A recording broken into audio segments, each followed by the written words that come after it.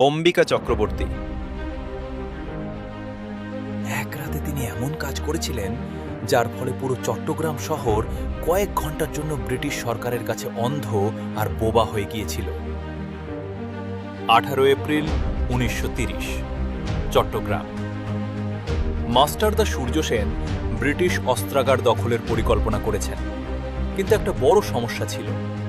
আক্রমণের খবর যদি সঙ্গে সঙ্গে কলকাতায় পৌঁছে যায়, তাহলে ব্রিটিশ সেনাবাহিনী দ্রুত চট্টগ্রামে পৌঁছে যাবে। তাই অস্ত্র ধরার আগেই দরকার ছিল ব্রিটিশদের যোগাযোগ ব্যবস্থা অচল করে দেওয়া।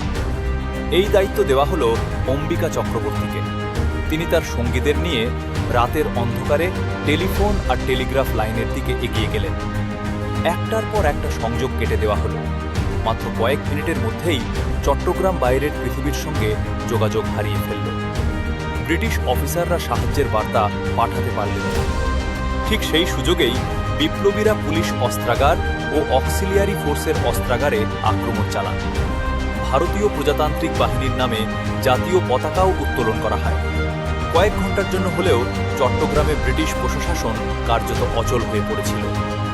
কিন্তু সেই সাফল্য বেশিক্ষণ টিকল না। জালালাবাদ পাহাড়ে ব্রিটিশ সেনাদের সঙ্গে ভয়ঙ্কর যুদ্ধ হল। অম্বিকা চক্রবর্তী গুরুতর আহত হন। শেষ পর্যন্ত তিনি ধরা পড়লেন। প্রথমে মৃত্যুদণ্ড দেওয়া হয়, পরে সেই সাজা বদলে তাকে পাঠানো হল আন্দামানের সেলুলার জেলে। স্বাধীনতার পরে তিনি প্রতিশোধের পথ বেছে নেননি।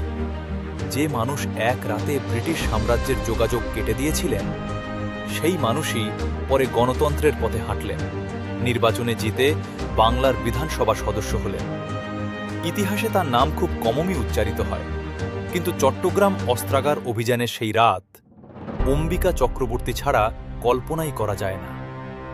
ইতিহাস তাকে মনে রাখেনি। আপনি কি আগে অম্বিকা চক্রবর্তীর নাম শুনেছিলেন? কমেন্টে জানাতে ভুলবেন না।